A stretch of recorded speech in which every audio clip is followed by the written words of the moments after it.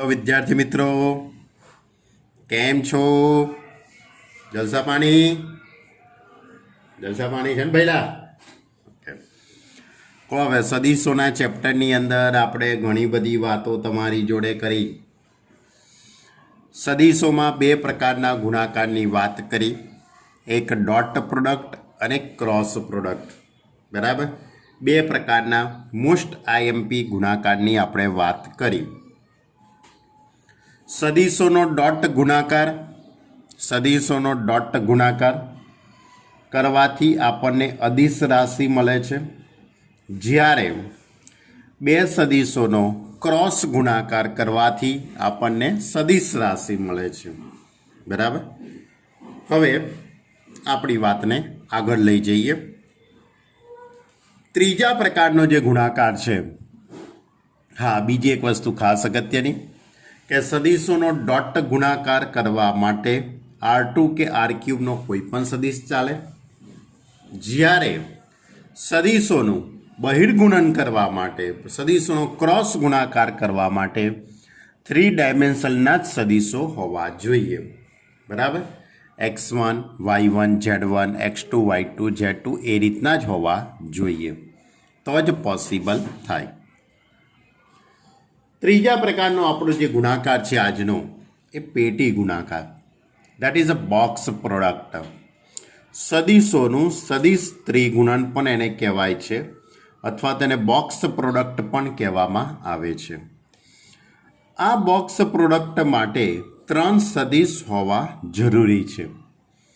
3 સદીશો R³ ના હોય તો જ એ સદીશોનો બોક્સ પ્રોડક્ટ કરી શકીએ છીએ.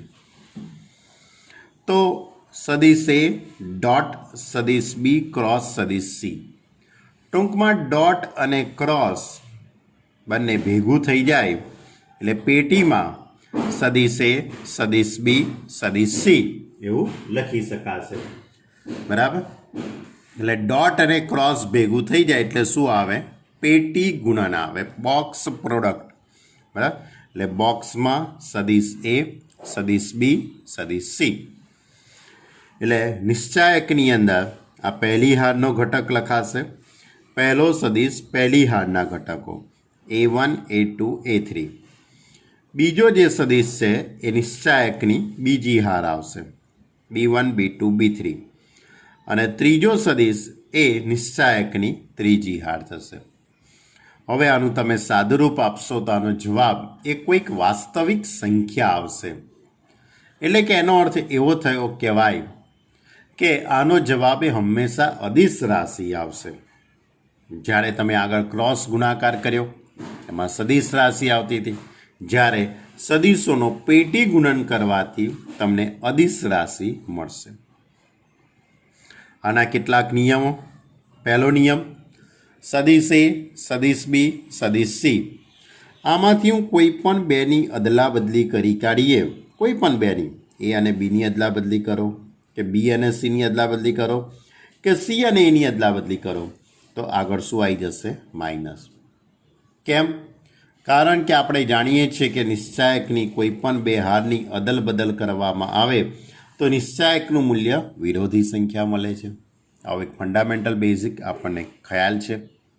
ઓકે, ચલો બીજી વાત, સદીશ એ, સદીશ એ, સદીશ સી.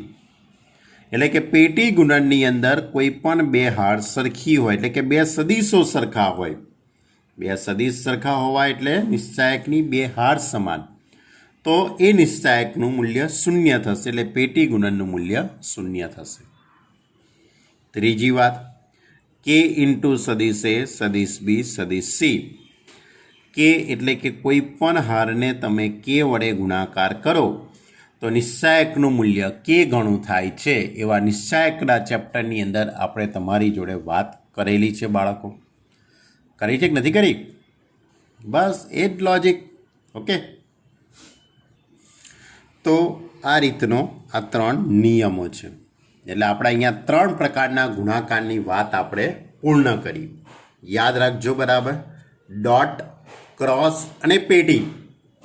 પહેલાં ડોટ આવ્યો, પછી ક્રોસ આવ્યો, અને બંને ભેગા થઈને પેટી ગુણનની રચના કરી. ઓકે, તો આ આપણા આ ચેપ્ટરની અંદર આવતા 3 મહત્ત્વના ગુણાકાર, ડોટ, ક્રોસ અને પેટી. હવે કેટલાક સૂત્રો છે બાળકો, એ બધા સૂત્રોની વાત હવે આપણે કરવાની છે. બધા સૂત્રો ભલે તમને લાગે કે યાર આવા સૂત્રો, પણ એ બધા સૂત્રો અવારનવાર નાની નાની બાબતો છે. આ બધી નાની નાની બાબતો તમારે યાદ રાખવાની છે. તો સૌથી પહેલું સૂત્ર તમને થાય કે આગળ શું ભણ્યા તો ભાઈ, તો ભાઈ આગળ એ બધા સૂત્રો જ હતા. બરાબર, આગળની બધી થિયરીઓ તે બધી યાદ રાખવાની જ છે. બરાબર, ચલો. સદિશ એ ક્રોસ સદિશ બી ક્રોસ સદિશ સી, તો એ સદિશ એ ડોટ સદિશ સી ઇન્ટુ સદિશ બી માઇનસ સદિશ એ ડોટ સદિશ બી ઇન્ટુ સદિશ સી. આ સૂત્રને સદિશોનું ત્રિગુણન કહેવામાં આવે છે. સદિશોનું શું કહેવાય છે? આને ત્રિગુણન. તો બેઝિકલી આનો નિયમ એવું છે કે કૌંસની અંદર, આ કૌંસની અંદર જે સદિશ લખ્યો હોય તે પહેલા કૌંસ જોડે માઇનસ બીજો સદિશ બીજા કૌંસ જોડે આવશે. પહેલો સદિશ પહેલા કૌંસ જોડે અને બીજો સદિશ બીજા કૌંસ જોડે આવશે. ક્લિયર?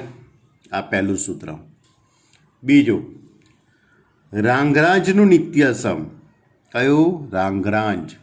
બરાબર, નાગરાજ નહીં હો ભાઈ. હા, રાંગરાજનું નિત્યસમ. શું કહેવું બાળક? બરાબર, શું છે સૂત્ર? સદિશ એ ક્રોસ સદિશ બીનો સ્ક્વેર પ્લસ સદિશ એ ડોટ સદિશ બીનો square is equal to mod of સદિશ એનો સ્ક્વેર મોડ ઓફ સદિશ બીનો સ્ક્વેર.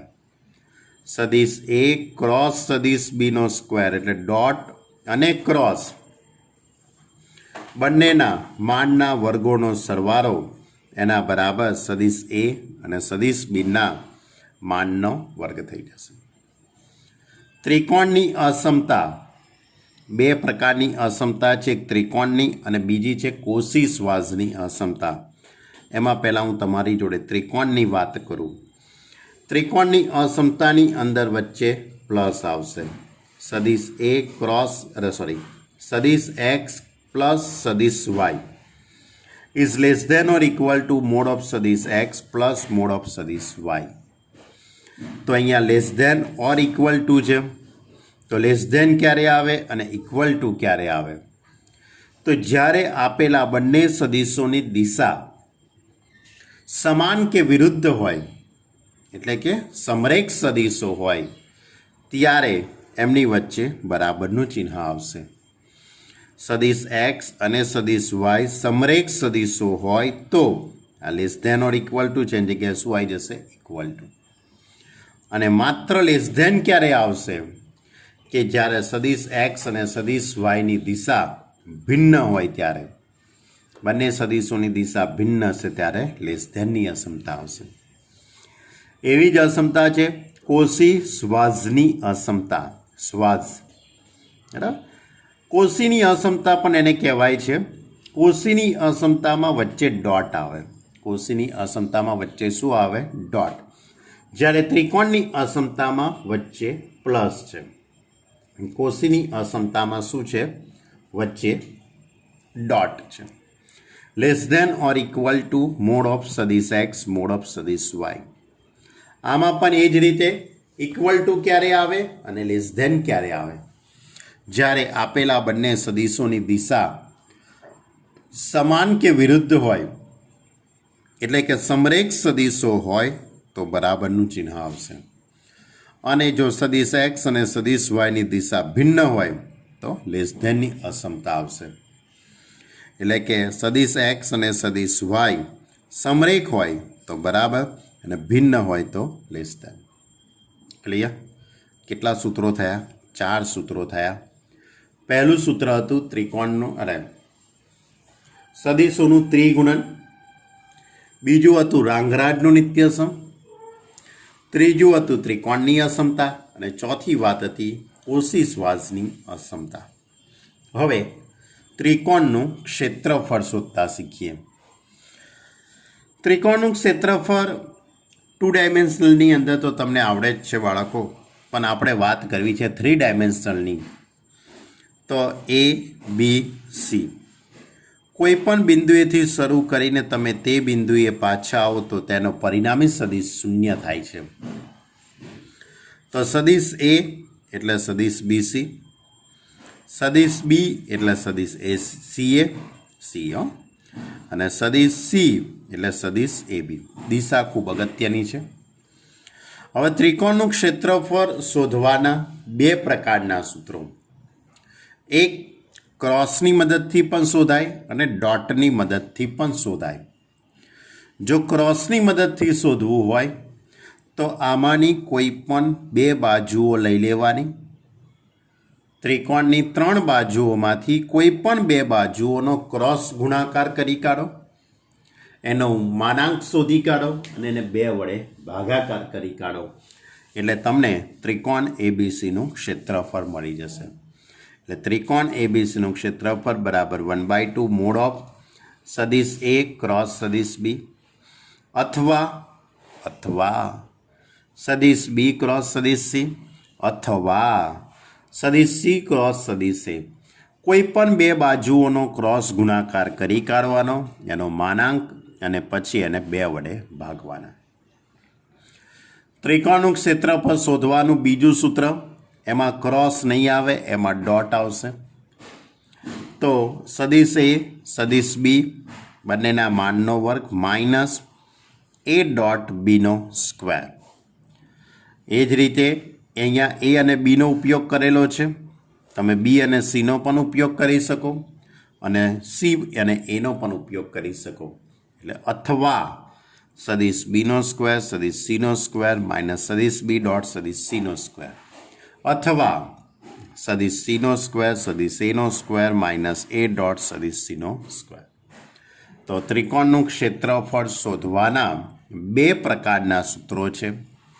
આપણે આનો સૌથી વધારે ઉપયોગ કરીશું. આનો આપણે ઉપયોગ એમસીક્યુમાં કરીશું, કારણ કે એમસીક્યુની અંદર આપેલી માહિતી ઉપરથી તમારે શોધવું હોય તો આના કરતાં સહેલું પડશે. બરાબર. તો ત્રિકોણનું ક્ષેત્રફળ શોધતા શીખ્યા. હવે એના પછીના સૂત્રો લઈએ. ચલો, એના પછી છે સમાંતર બાજુ ચતુષ્કોણનું ક્ષેત્રફળ. તો સમાંતર બાજુ ચતુષ્કોણનું ક્ષેત્રફળ શોધવા માટે કોઈ પણ બે બાજુઓનો ક્રોસ ગુણાકાર કરી દેવાનો. કોઈ પણ બે બાજુઓનો ક્રોસ ગુણાકાર કરી કાઢો એટલે તમને સમાંતર બાજુ ચતુષ્કોણનું ક્ષેત્રફળ મળી જશે. એટલે કે માની લો કે અહીંયા બી બિંદુને હું ઉગમ બિંદુ કહી દઉં. આ એક નિયમ છે બાળકો, કોઈ પણ એક બિંદુને આપણે ઉગમ બિંદુ કહી દઈએ ને એમાંથી નીકળતો આ સદિશ બીસી, એમાંથી આ નીકળતો સદિશ બીએ, તો પછી એની ઉપરથી આ પરિણામી સદિશ થશે બીડી.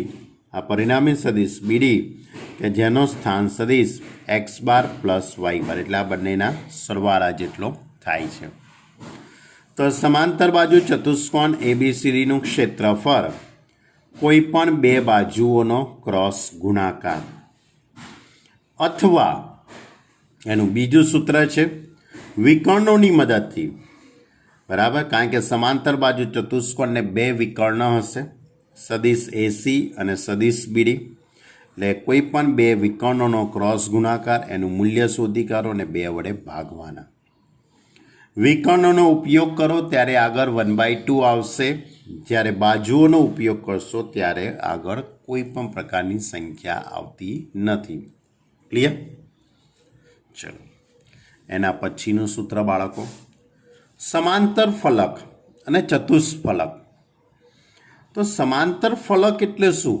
સમાંતર ફલક એટલે એવું કંઈક કહી શકું કે એક દાખલા તરીકે આપણે 3 ડાયમેન્શનલની અંદર સમાંતર તેલનો ડબ્બો આપણે લઈએ.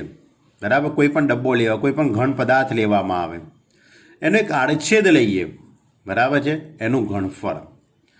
આમ તો ઘનફળ એટલે એની અંદર રહેલી રોકાયેલી જગ્યાનું માપ એવું થાય, પણ અહીંયા સદિશની મદદથી એનું ઘનફળ કેવી રીતે શોધાય? કારણ કે વસ્તુ 3 ડાયમેન્શનલની હોય તો એની અંદર એનું ઘનફળ શોધવું હોય તેનો નિયમ આ રીતે છે. જેની એક જ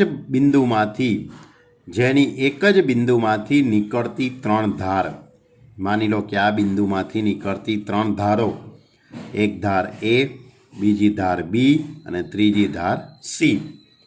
આ ત્રણ ધાર હોય તેવા સમાંતર ફલકનું ઘનફળ શું લખ્યું છે? બોક્સ પેટી ગુણન સદિશ એ, સદિશ બી, સદિશ સી એનો માનાંક.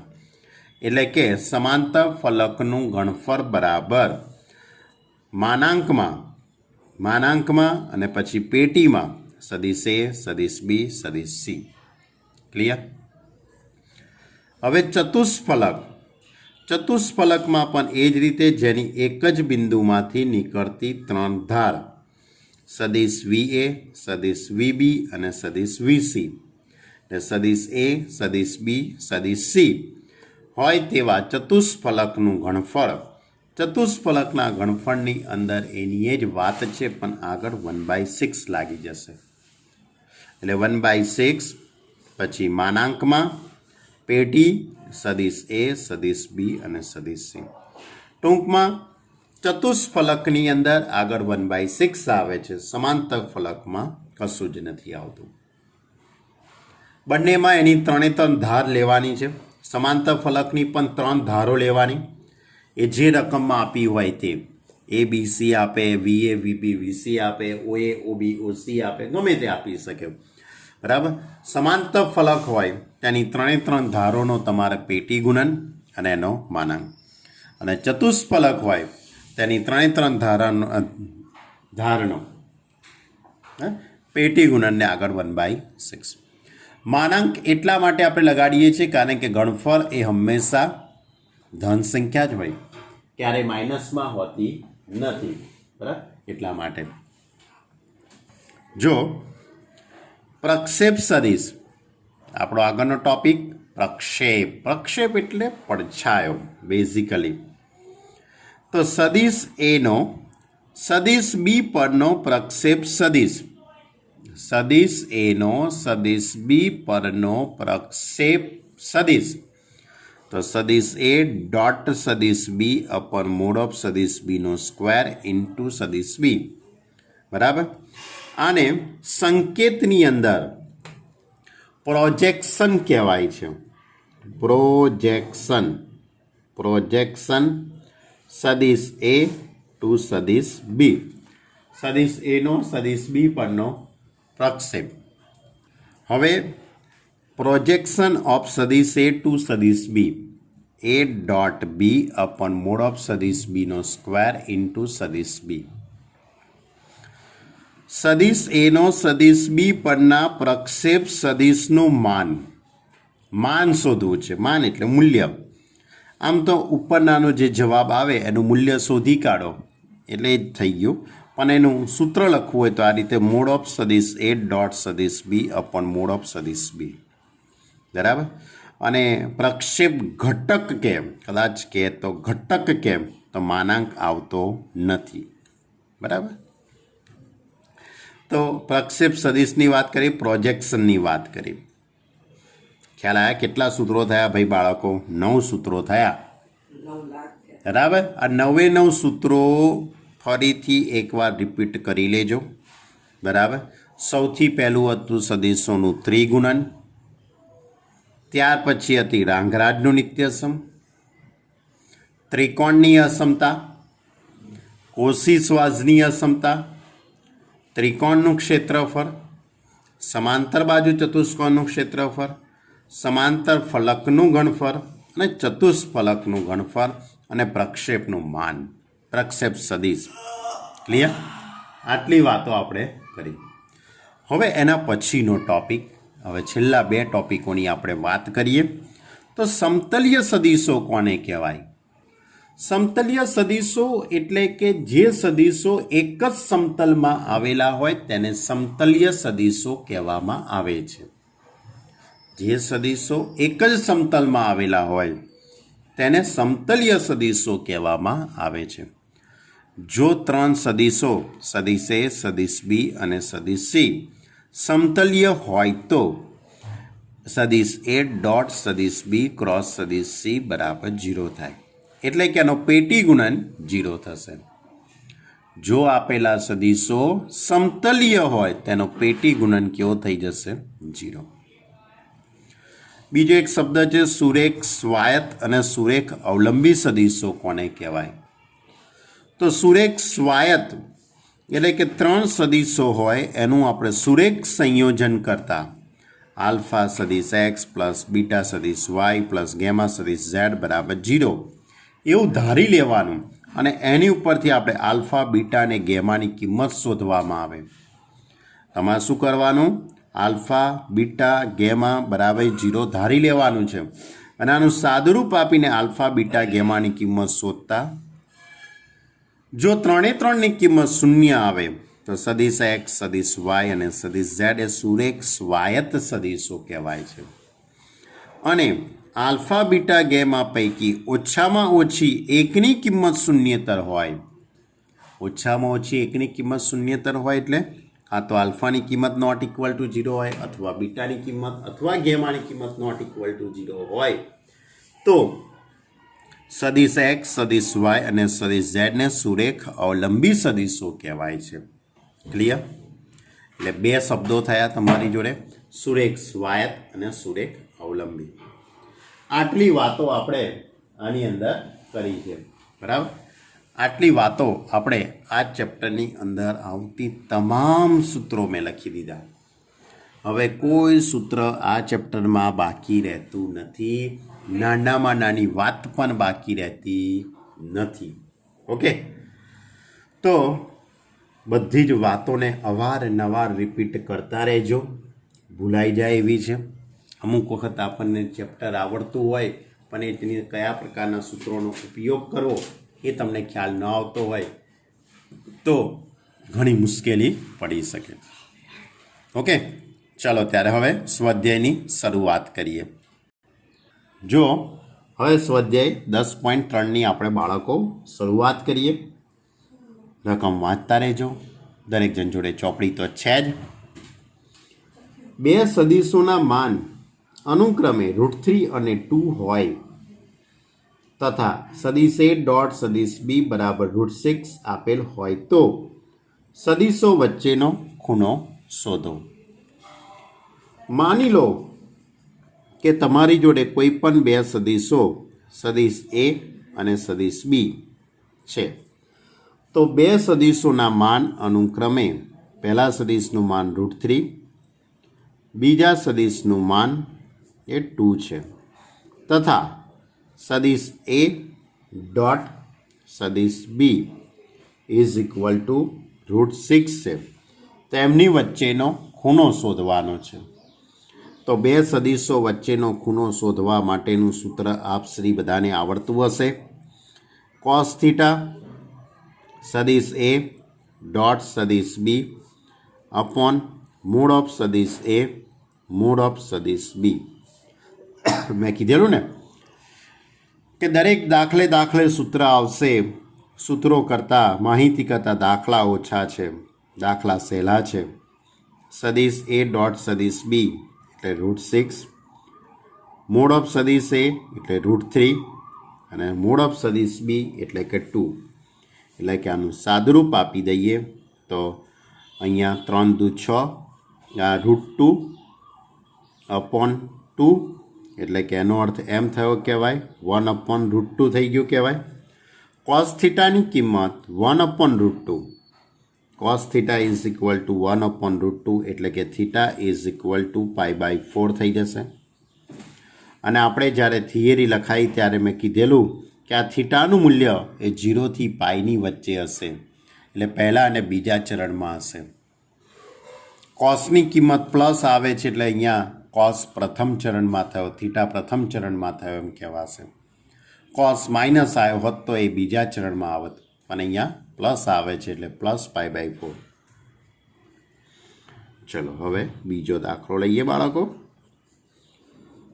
સદીશો, પહેલો સદીશ લખેલો છે i cap -2j cap plus 3k cap અને સદીશ B બરાબર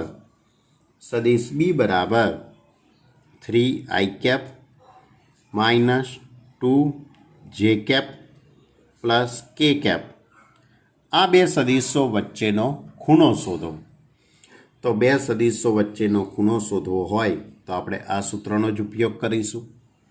તો આપણી જોડે સદીશ એ બરાબર 1 - 2 3 થશે. આ 1 - 2 3. સદીશ બી ઇઝ ઇક્વલ ટુ 3 - 2 1. હવે બે સદીશો વચ્ચેનો ખૂણો એટલે કોસ થીટાનું સૂત્ર. સદીશ એ ડોટ સદીશ બી અપોન મોડ ઓફ સદીશ એ મોડ ઓફ સદીશ બી. હવે એ ડોટ બી તમને શોધતા આવડે. એ ડોટ બી સદીશોનો અંતઃગુણન, એક્સ્યામ જોડે એક્સ્યામનો ગુણાકાર એટલે 3 × 3, -2 - 2 એટલે +4 અને 3 × 3. મોડ ઓફ સદીશ એ એટલે કે વર્ગમૂળની અંદર 1 + 4 + 9. મોડ ઓફ સદીશ બી એટલે 9 + 4 + 1 એટલે 3 ને 3 6 ને 4 10 એટલે 10 અપોન 9 ને 10 √14. અહીંયા પણ √14 એટલે કે 10 અપોન કેટલા થઈ જશે? 14 થઈ જશે. 10 અપોન 14 એટલે કે 5/7. આ કોનું મૂલ્ય આવી ગયું તમારી જોડે? કોસ થીટાનું. એટલે cos theta is equal two 5/7 માટે theta is equal two cos inverse 5/7. Clear? આ થયું બે સદીશો વચ્ચેનો ખૂણો. અન્ડરસ્ટેન્ડ? ચલો હવે ત્રીજો દાખલો. ત્રીજો દાખલો આ રીતે છે બાળકો.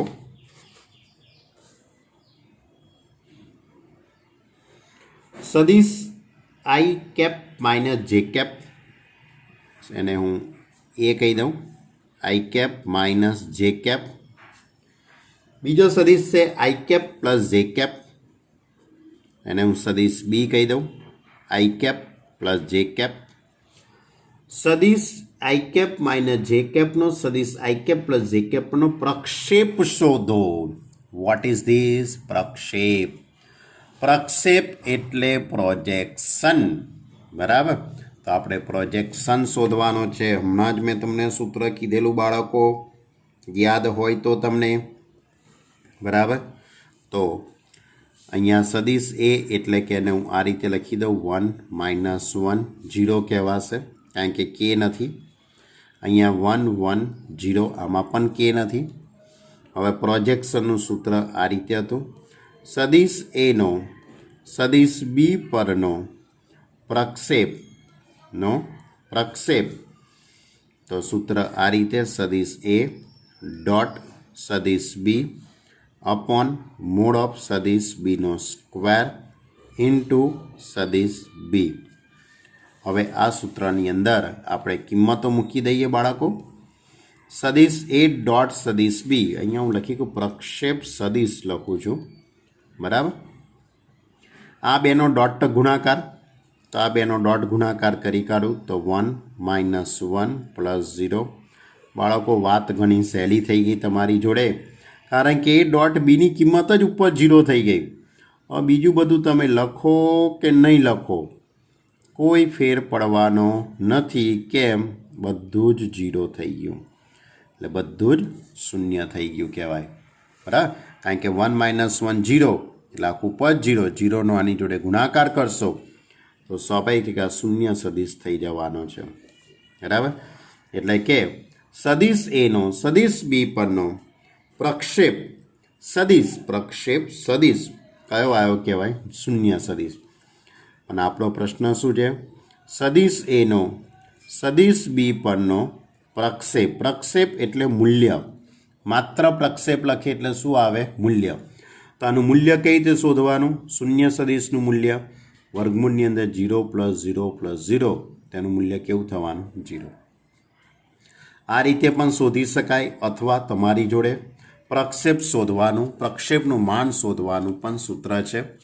મોડ ઓફ સદીશ a dot b upon mod of સદીશ બી, એનો પણ તમે ઉપયોગ કરી શકો છો. અથવા તો આ સૂત્રનો ઉપયોગ કરીને જે જવાબ આવે એનું મૂલ્ય શોધો તો પણ તમને પ્રક્ષેપ મળ્યો એમ કહેવાય. બરાબર. પ્રક્ષેપ અથવા પ્રક્ષેપનું માન એ જે લખેલું હોય તે એક જ થશે. અને પ્રક્ષેપ સદિશ ચલો ચોથો દાખલો, એમાં પણ પ્રક્ષેપ જ શોધવાનો છે બાળકો. સદિશ એ is I cap plus 3J cap plus 7K cap. Sadish B is equal to 7I cap minus J cap plus 8K cap. तो सदिश A is equal to 1, 3, 7. સદિશ B is equal to 7 minus 1, 8. શું શોધવું છે બાળકો તમારે? સદિશ A નો સદિશ B પરનો પ્રક્ષેપ શોધો.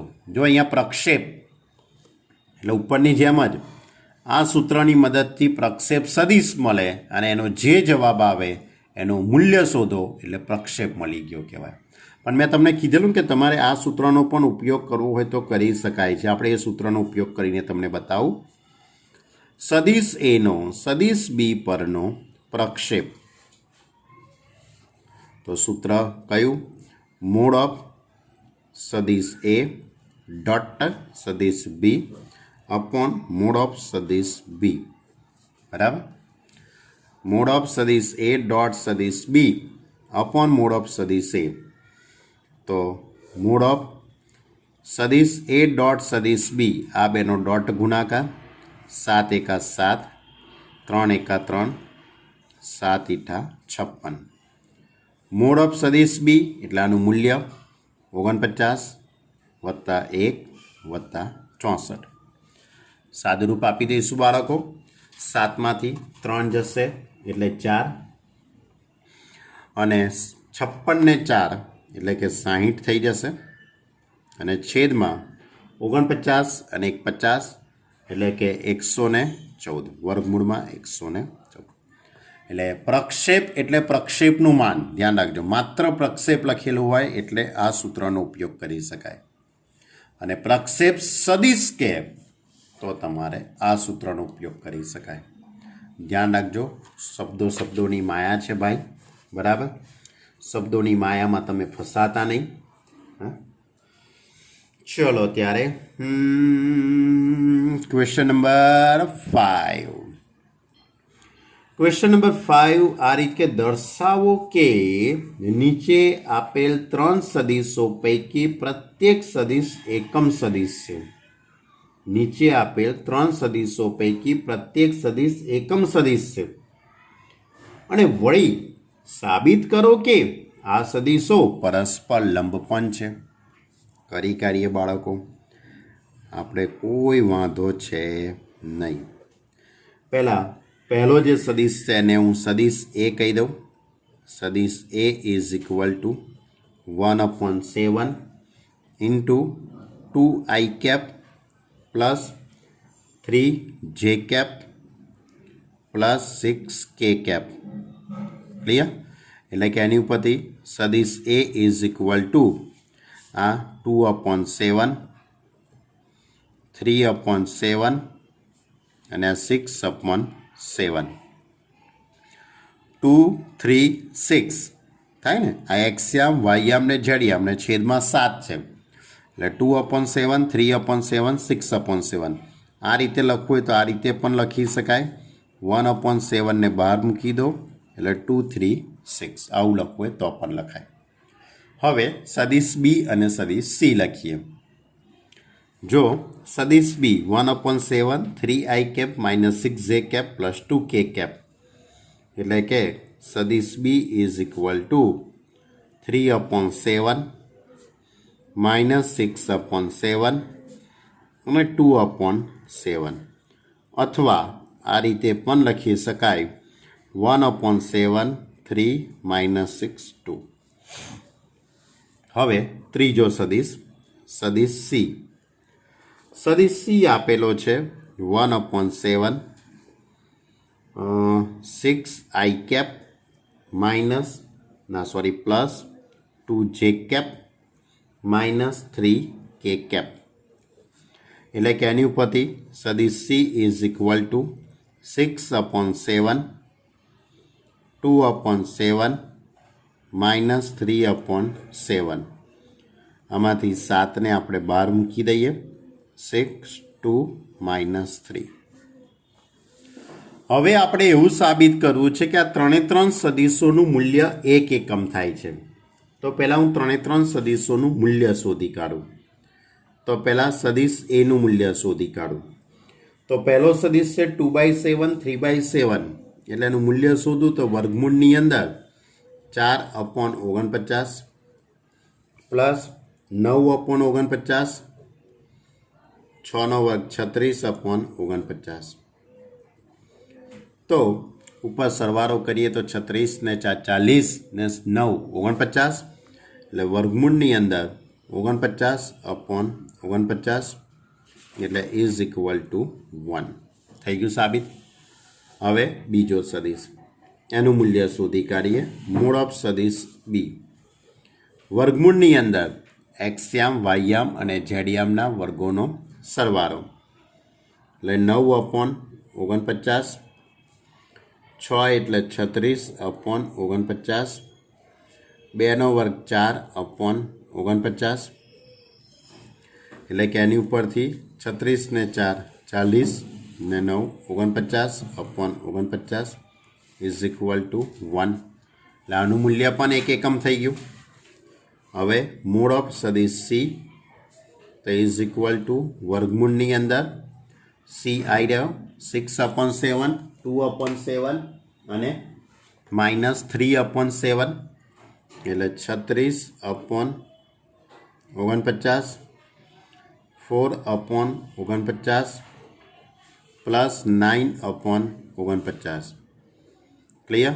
એટલે 36 ને 4 40 ને 9 49/49 તો ઇઝ ઇક્વલ ટુ 1 ક્લિયર. એટલે ત્રણે ત્રણ સદિશોના મૂલ્ય કેવા થઈ ગયા કહેવાય 1 એકમ. એટલે કે આ ત્રણે ત્રણ સદિશો પૈકી પ્રત્યેક સદિશ એકમ સદિશ છે. માટે સદિશ એ સદિશ બી તથા સદિશ સી એકમ સદિશો છે.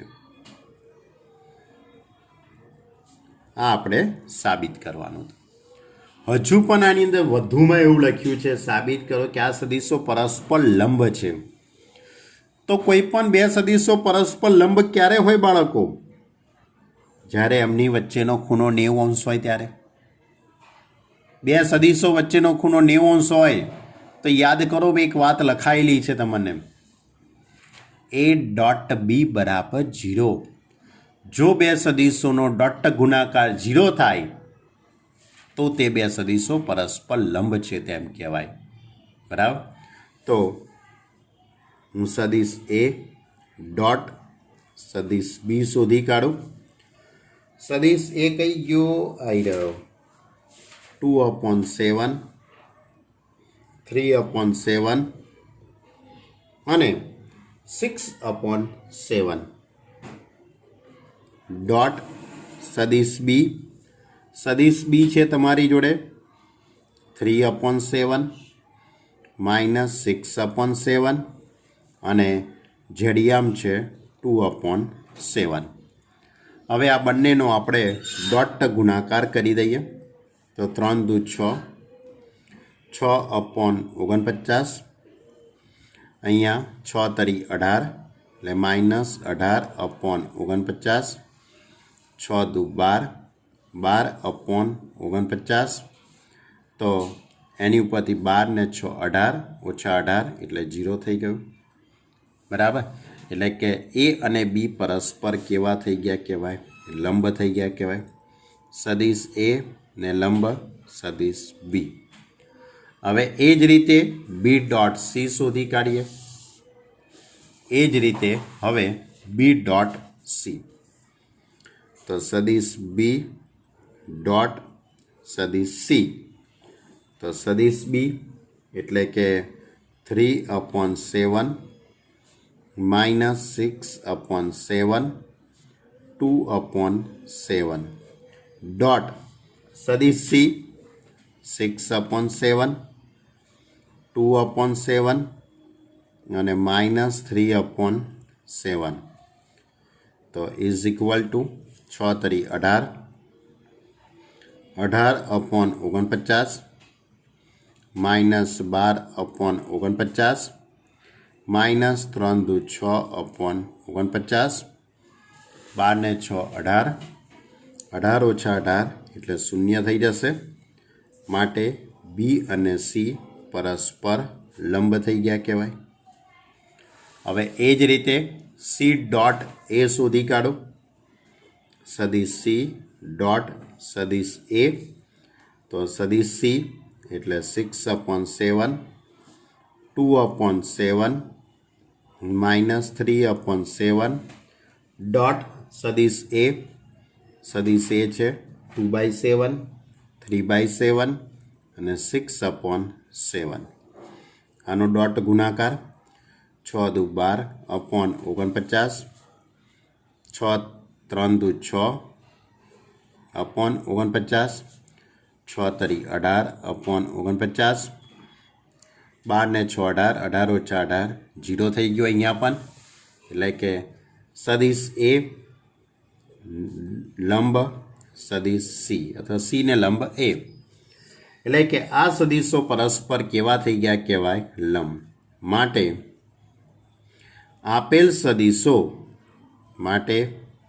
આપેલા સદિશો સદિશ એ સદિશ બી તથા સદિશ સી એ પરસ્પર કેવા છે પરસ્પર લંબ છે.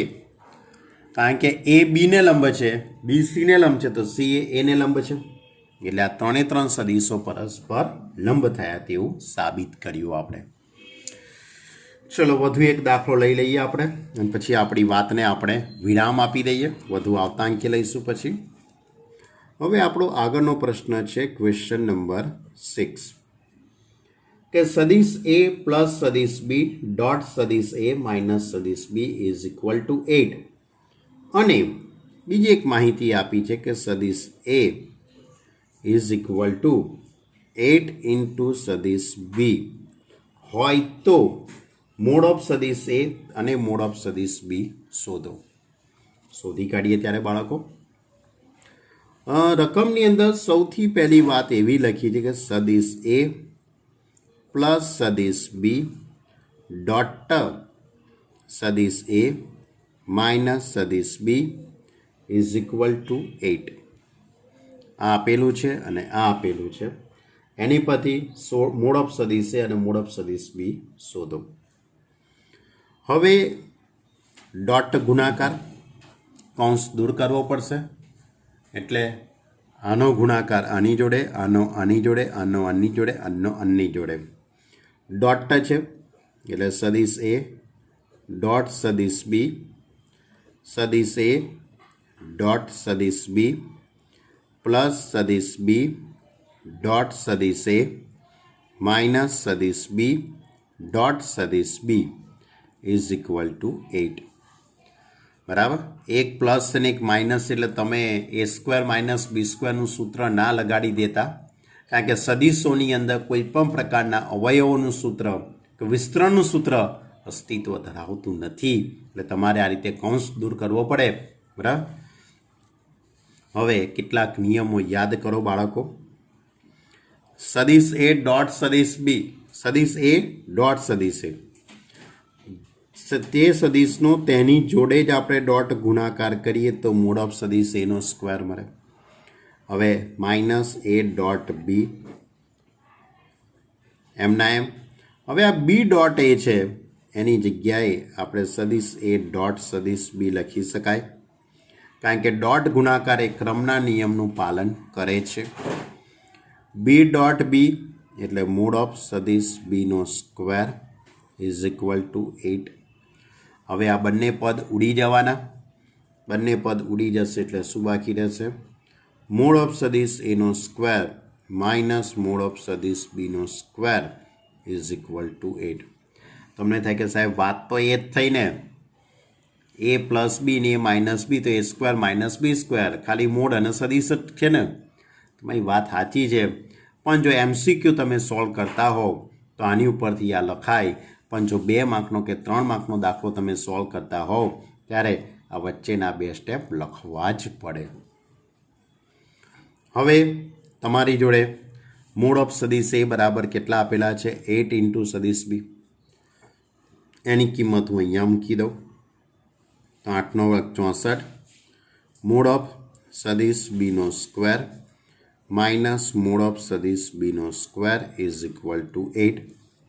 હવે આ 64 છે, આ 1 છે, 64માંથી એક બાદ કરીશું એટલે 63 થઈ જશે બાળકો. એટલે કે 63